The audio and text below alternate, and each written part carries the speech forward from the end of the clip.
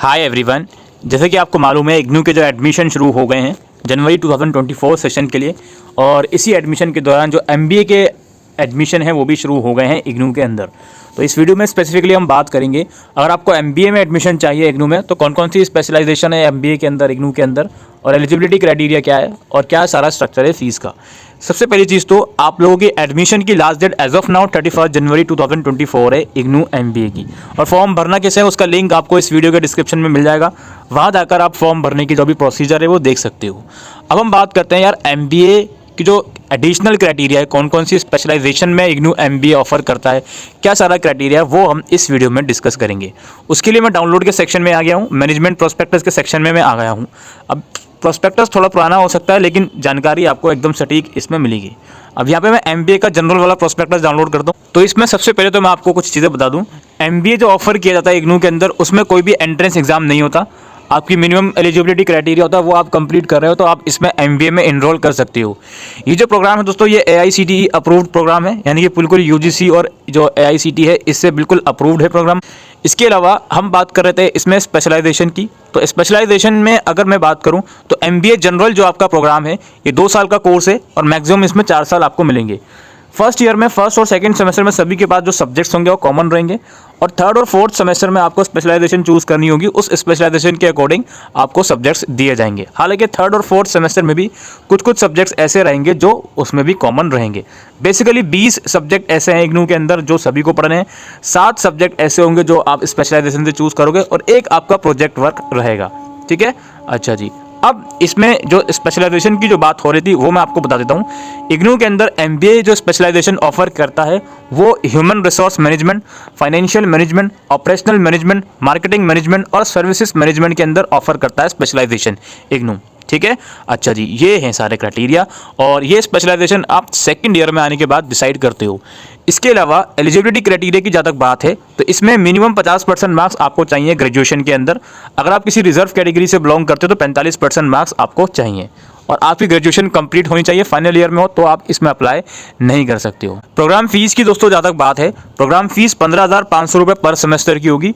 ये first, second और fourth semester में इतनी फीस जाएगी।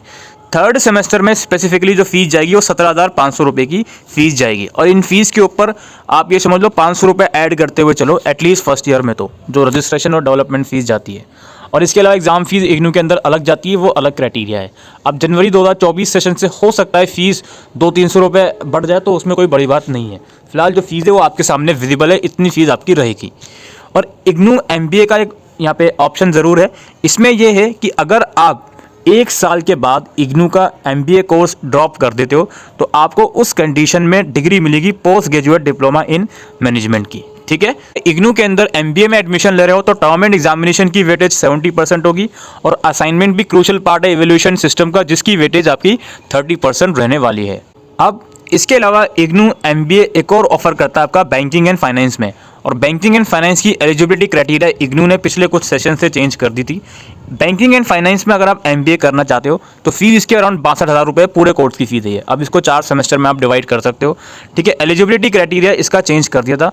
इसमें पहले कुछ ये इंटर्नशिप वगैरह और जॉब एक्सपीरियंस मांगा करते थे, लेकिन अब इसमें भी सिर्फ और सिर्फ आपको बैचलर डिग्री चाहिए 3 साल वाली 50% मार्क्स के साथ, तो आप इस कोर्स में भी इनरोल कर सकते हो। ठीक है, बैंकिंग एंड फाइनेंस वाले स्पेशलाइजेशन में। दोस्तों अब कुछ बातें मैं एमबीए से रिलेटेड आपके साथ करना चाहता हूँ। कुछ जो एकेडमिक एक्टिविटीज़ होती हैं आपकी थ्रू आउट योर कोर्स जो आपको पता होनी चाहिए इनरोल करने से पहले। देखिए, इग्नू का जो एमबीए प्रोग्राम है वो सेमेस्टर बेस्ड प्रोग्राम है। इसके जो एग्ज़ाम होंगे सेमेस्टर बेस्ड होंगे। ठीक है, रजिस्ट्रेशन होंगे वो भी सेमेस्टर बेस्ड होंगे, फीस भी आपकी सेमेस्टर वाइज जाएगी। अब सेमेस्टर का मतलब क्या होता है, आप जनवरी सेशन में अगर इनरोल करोगे तो आपके पहले सेमेस्टर के एग्ज़ाम होंगे जून में। ठीक है, फिर अगले सेमेस्टर आपका दिसंबर में होगा, फिर उसके नेक्स्ट जून, फिर नेक्स्ट दिसंबर में, इस तरीके से सेमेस्टर साइकिल चलेगी। ये बात समझ में आ गई। और इसी तरीके से जो असाइनमेंट होते हैं इग्नू के वो भी सेमेस्टर वाइज सबमिट होंगे। अब जैसे आपने जनवरी सेशन में इनरोल करा, पहला सेमेस्टर आपका जून में होगा, तो इसके लिए जो असाइनमेंट सबमिट होंगे वो मार्च में होना शुरू होंगे और मई तक सबमिशन चलेगा। फिर इसी तरीके से सेकंड सेमेस्टर दिसंबर में होगा। इसके लिए असाइनमेंट आपके अराउंड सितंबर से सबमिट होना शुरू होंगे, जो कि अराउंड नवंबर तक चलेंगे।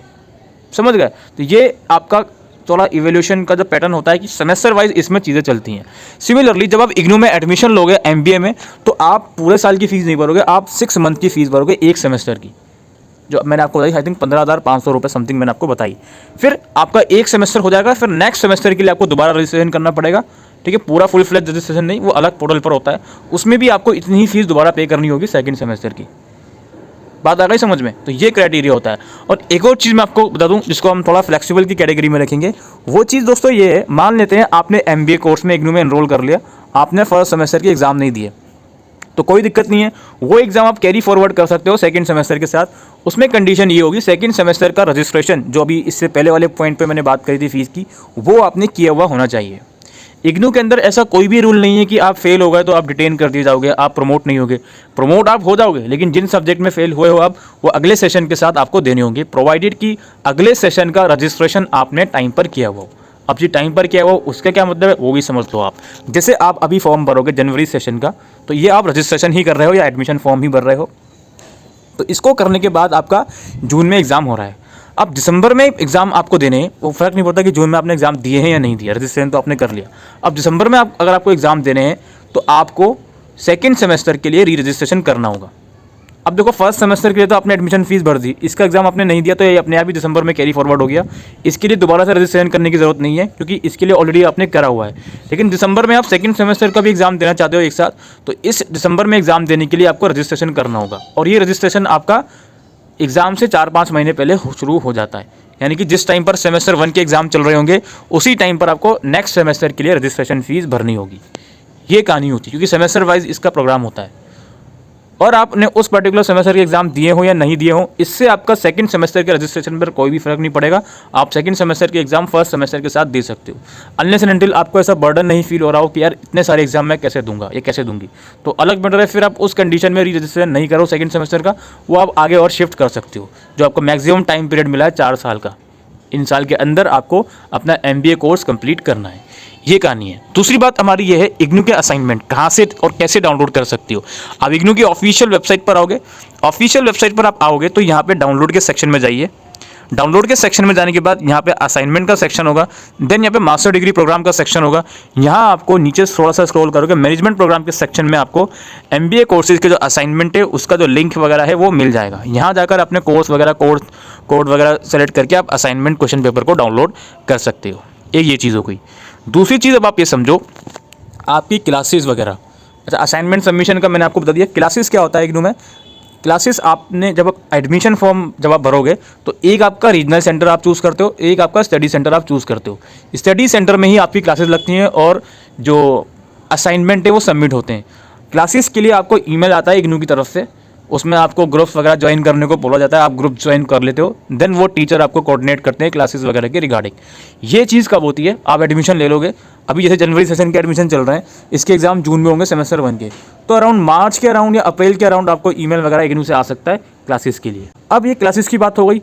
मैं यहाँ पर एक चीज़ और बात कर रहा था, जब आप एडमिशन फॉर्म भरते हो इग्नू का तो आपको रीजनल सेंटर चूज़ करना पड़ता है और उस रीजनल सेंटर के जुरिसडिक्शन में जो भी स्टडी सेंटर आते हैं उनमें से कोई एक स्टडी सेंटर आपको चूज़ करना होता है।